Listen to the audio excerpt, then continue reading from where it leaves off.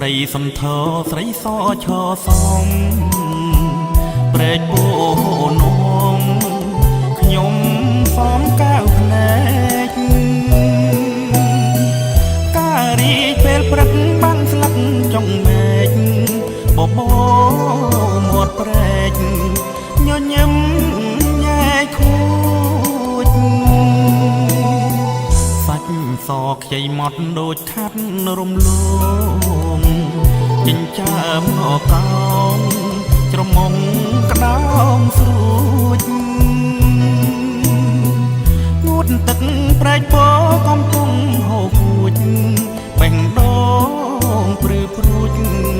លួចស្នេហ៍នួនល្អបុប្ផាកូនកាត់ជួមាត់ទន្លេ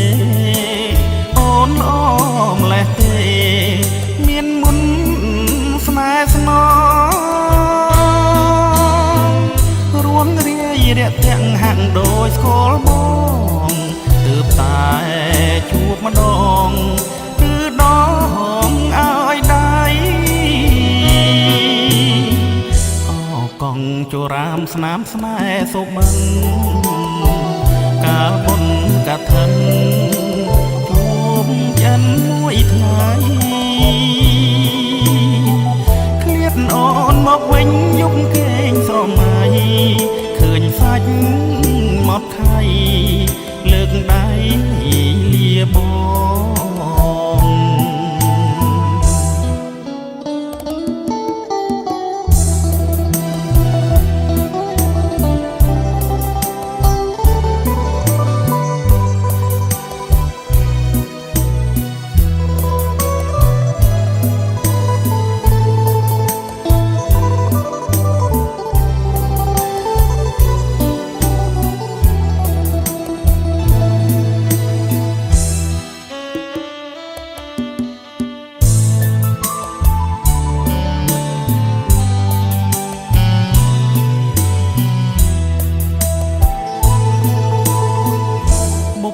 កូនកាត់ជួមាត់ទន្លេ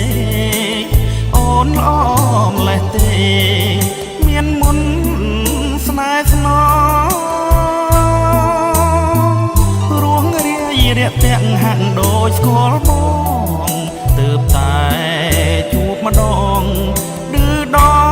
ងឲ្យដៃអកងចរាមស្នាមស្នេហ៍សុបិនកាលបុណ្យកឋិនជួបចិនមួយថ្ងៃឃ្លាតអូនមកវិញយប់គេងស្រមៃឃើញសាច់មកខៃលើកដៃ